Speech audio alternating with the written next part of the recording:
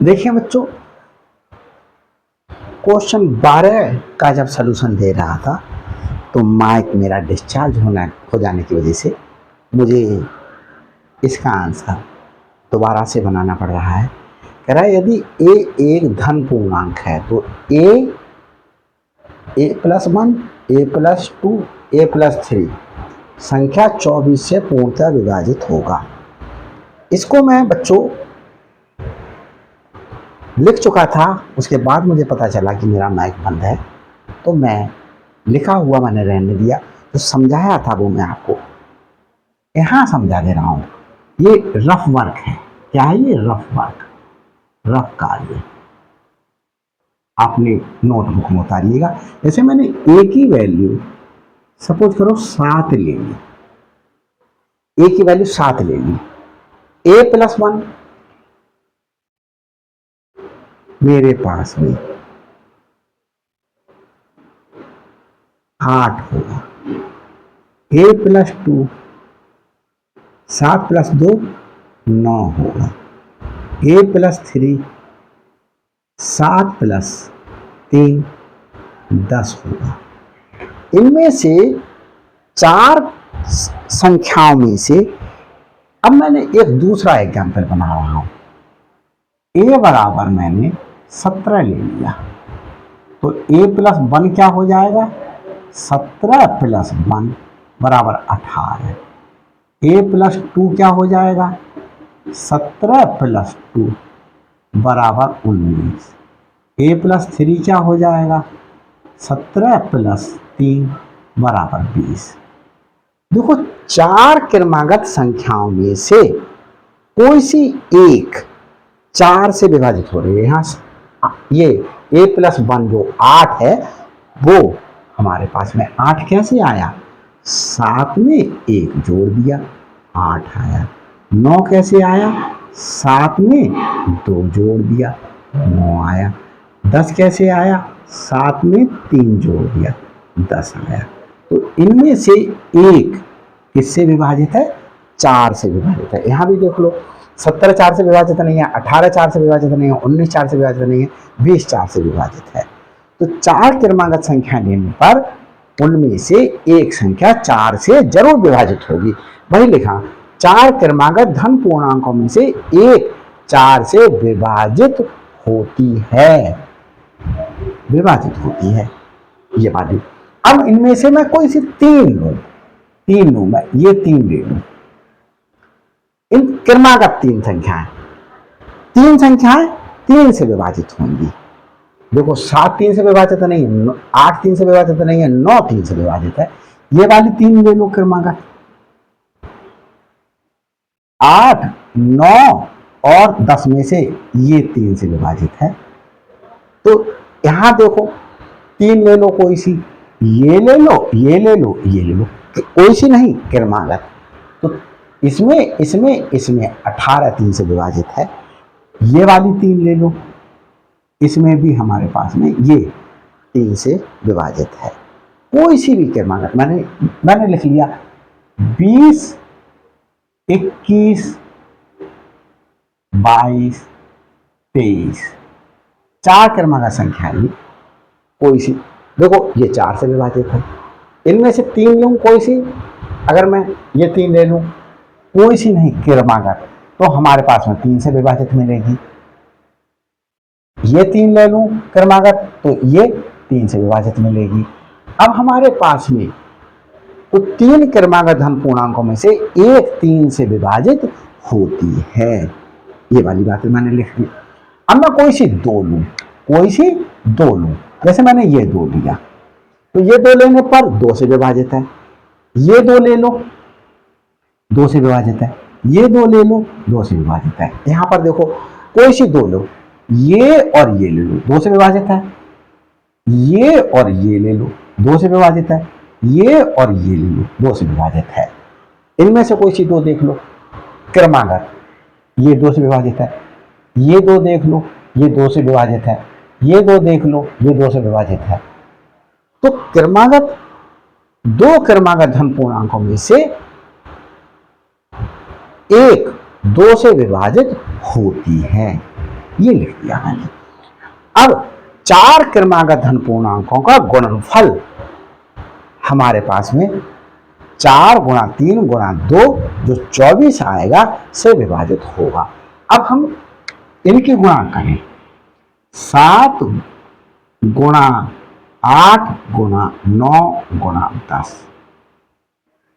अब हमारे पास में देखें, ये क्या 24 से विभाजित है? 4 गुणा 3 गुणा 2 24 हो गया।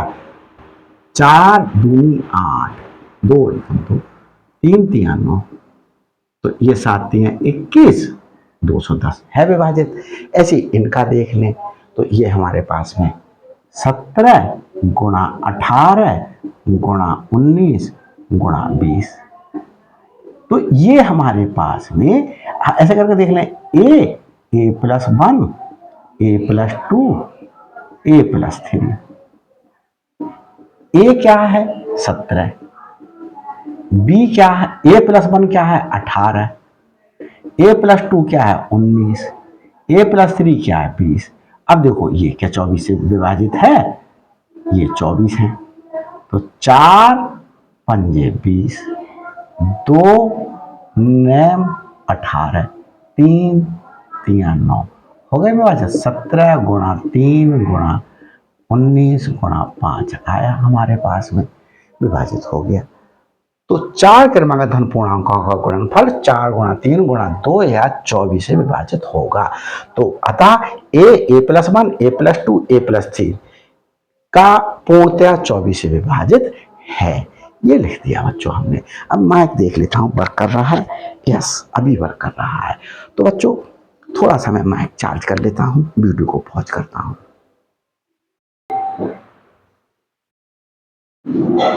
देखें बच्चों, अब 13 क्वेश्चन कर रहे हैं। यदि ए एक समधन पूर्णांक है और बी एक विषम धन पूर्णांक है, तो बताओ इनमें से कौन सा सम होगा। देखें उत्तर,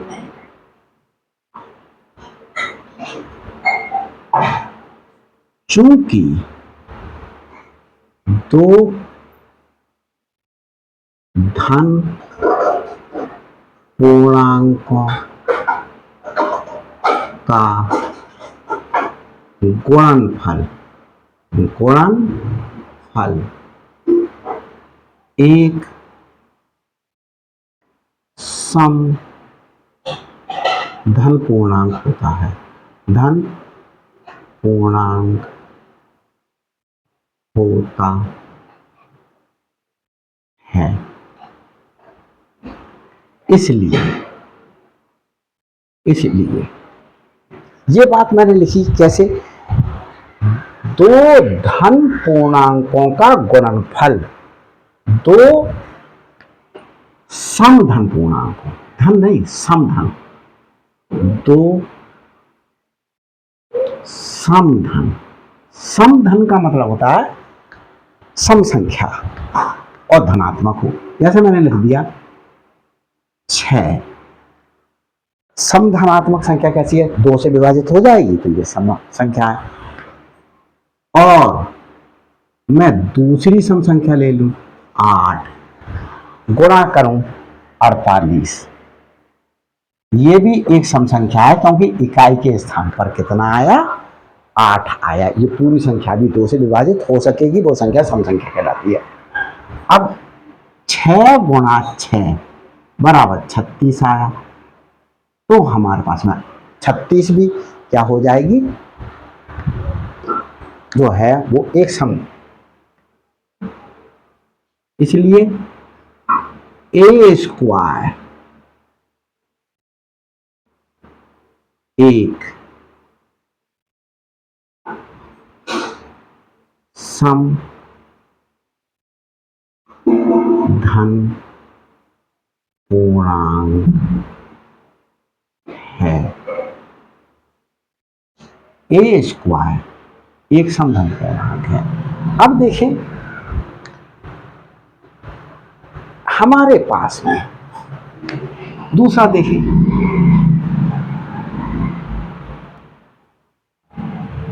ए स्क्वायर के लिए लिखा, अब बी स्क्वायर के लिए देखें।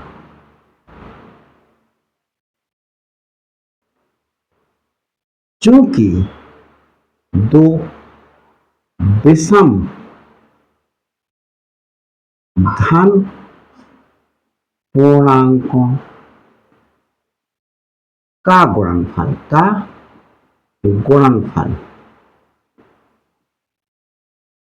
दो विषम, जैसे मैंने एक विषम संख्या ली 7, ये 2 से विभाजित नहीं हो रही है तो विषम संख्या है। एक मैंने लिख ली 11, ये भी विषम है, ये भी विषम है।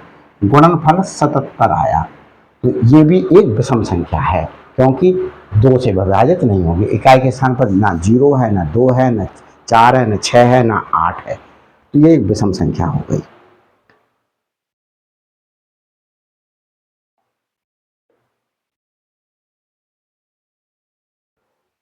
तो देखें बच्चों, 7 एक विषम धन पूर्णांक है, 11 एक विषम धन पूर्णांक है, तो 77 गुणनफल आया, जो एक विषम धन पूर्णांक। दो विषम धन पूर्णांकों का गुणनफल एक विषम धन पूर्णांक होता है। धन पूर्णांक होता है। बी एक विषम धन पूर्णांक है। धन पूर्णांक है, अतः बी स्क्वायर, जो क्या होता है, बी गुना बी होता है, भी एक विषम धन पूर्णांक है। बी स्क्वायर के विषय में बता दिया। ए प्लस बी, चूंकि एक धन पूर्णांक तथा एक ऋण पूर्णांक का योग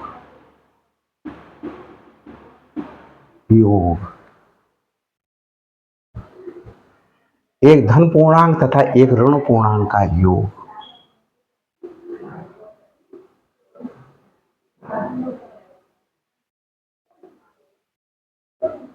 एक धन पूर्णांक तथा एक ऋण पूर्णांक का योग, जैसे 7 योग 10, 17 आया। ये कैसा है, विषम धन पूर्णांक है। मैंने लिख दिया 8 और 15, 23 मैंने लिख दिया। तो एक पूर्णांकों का योग एक विषम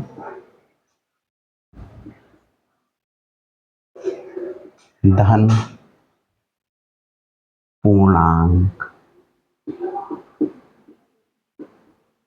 होता है।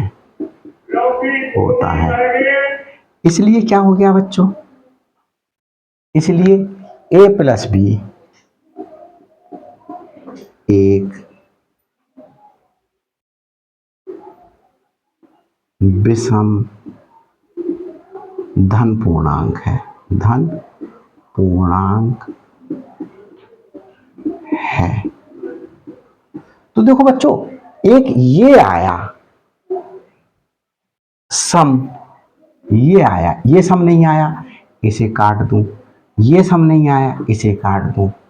अब देखें, अब मैं मिटाऊंगा, इसलिए मैंने वहां पर मार्क कर लिया इसके लिए।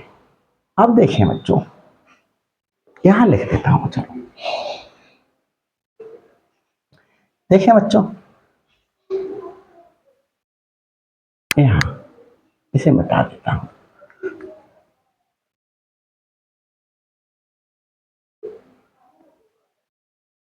ये मिटाता हूं। देखिए, अब देखिए, ये समधन पूर्णांक है, ये विषमधन पूर्णांक है। एक सम ले लिया और एक विषम ले लिया। मैंने सपोज करो 4 ले लिया, इनका गुणनफल 28 आया, जो एक कैसा है, सम है। चूंकि एक सम धन पूर्णांक तथा एक विषम धन पूर्णांक का गुणनफल एक धन विषम एक सम धन पूर्णांक होता है। ए गुणा बी एक सम धन पूर्णांक होगा। क्यों? क्योंकि ए सम है, ए एक सम धन है, पूर्णांक है, और बी एक विषम है। मैंने सम ले लिया और एक विषम ले लिया, मैंने कह दिया 13 छंग 78 कैसा आया, सम आया। अब हमारे पास में ये सम आया, टिक कर लिया मैंने। अब मैं कहूं ए एक समधन पूर्णांक है, समधन पूर्णांक है तथा ए प्लस 1, जैसे मैंने कहा 6 एक धन पूर्णांक है, 6 प्लस 1 जो 7 होगा, ये विषम धन पूर्णांक होगा, तथा ए प्लस 1 एक विषम धन पूर्णांक है। इसलिए ए और ए प्लस 1 ये सम है, ये विषम है। सम और विषम का गुणनफल एक क्या होता है, सम संख्या होता है। एक सम धन पूर्णांक है, तो ये भी एक समधन पूर्णांक आया, टिक कर लिया। अब बी एक विषम है, बी एक विषम धन पूर्णांक है।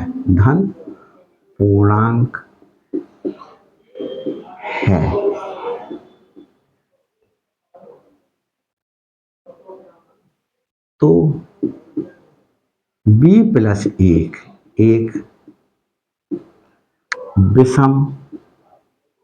समधन पूर्णांक होगा, धन पूर्णांक होगा। अब देखो,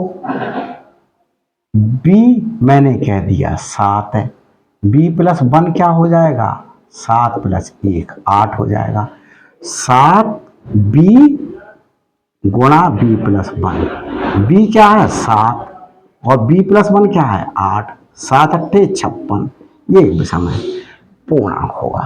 सॉरी, ये एक सम संख्या है, तो सम धन पूर्णांक होगा।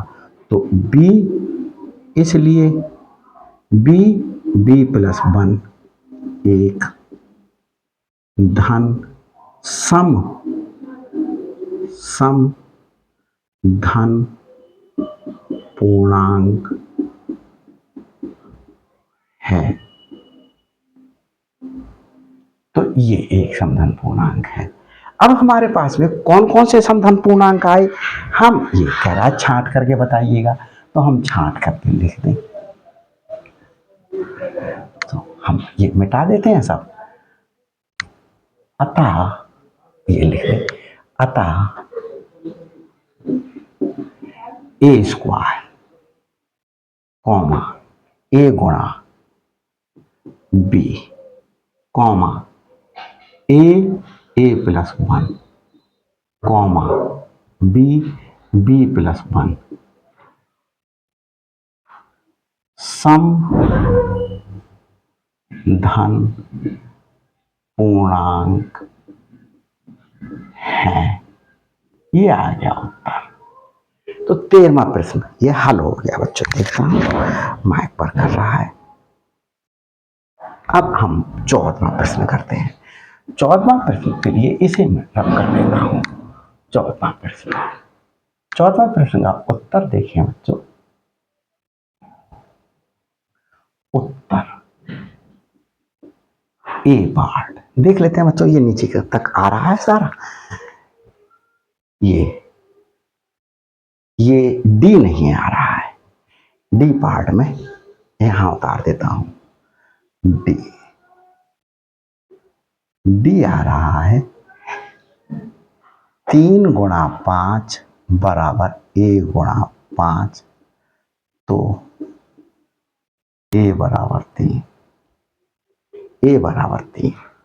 तो ए देखें, एक बच्चों आप लोगों ने बहुत अच्छे तरीके से पढ़ा होगा कि जैसे मेरे पास में यह है 3 गुणा 8 प्लस 7। हम गुणा करें तो क्या करते थे, 3 गुणा 8 प्लस का चिन्ह 3 गुणा 7, यही तो करते हैं। तो यही तो किया है, बस सिर्फ ब्रैकेट लगा ली है। इसे बोलते हैं गुणा योग पर वितरित है। क्या बोलते हैं, गुणा योग पर वितरित है। तो इसे बोलेंगे योग गुणन। देखिए इसे बोलेंगे बच्चों, क्या बोलेंगे देखते हैं।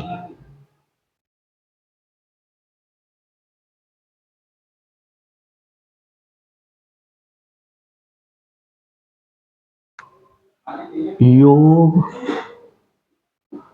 पर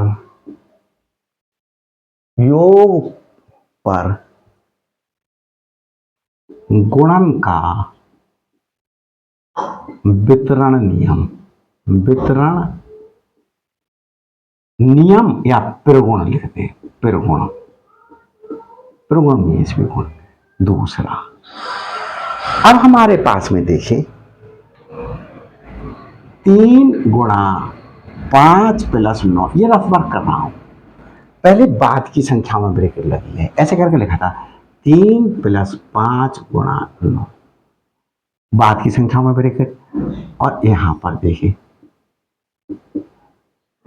बाद की संख्या में ब्रैकेट, शुरू की संख्या में ब्रैकेट। तो ये हमारे पास में योग का क्या होता है, हमारे पास में कौन सा नियम होता है, योग का साहचर्य नियम होता है। योग का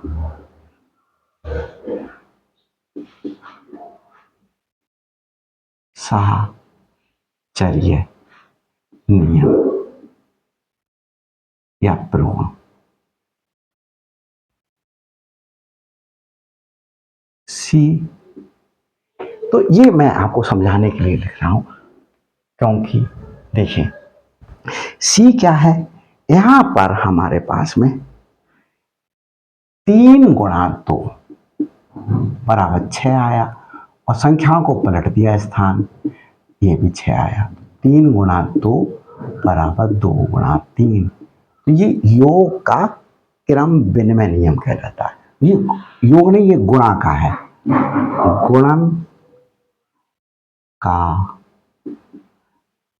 क्रम विनिमय नियम। गुणन का है ये, या प्रगुण लिखते हैं, प्रगुण। ये सी हो गया। और डी, ए गुणा 5 बराबर ए गुणा 5, वैसा ही लिखा हुआ है 3। तो यहां पर इसके लिए कोई भी नियम नहीं बना हुआ है। तो ये 14वां क्वेश्चन हो गया। अब बच्चों 15वां क्वेश्चन उतार देता हूं, इसके लिए वीडियो मुझे प्लीज पॉज करनी पड़ेगी। तो देखिए बच्चों, ये मनोहर रे की बुक का ये लास्ट प्रश्न है, एक्सरसाइज 1A का उत्तर। -5, -2, 0, 1, 2, 5 को संख्या रेखा पर दर्शाना। संख्या रेखा पर इन्हें दर्शाइए। संख्या रेखा बना ले बच्चों, एक लाइन खींच ले स्केल से, 1 सेंटीमीटर के निशान लगा ले। 1 सेंटीमीटर का ये निशान लगा ले। 2, 3, 4, 5, 6, ये दिखा ये। अब इधर भी 1 सेंटीमीटर का निशान लगा ले। 1 माइनस का, 2 माइनस के, 3 माइनस का, 4 माइनस का, 5 माइनस का, 6 माइनस का, 7 माइनस का। ये एरो लगा दें। हमें दिखाना है -5। तो -5 कहाँ है? ये है। ऐसा बड़ा कर दें इसे, और इसे इस तरीके से बना दें।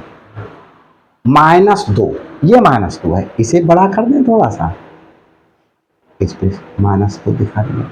0, इसे बड़ा कर दें, ये 0 दिखा दिया। 1, इसे बड़ा कर दें थोड़ा सा,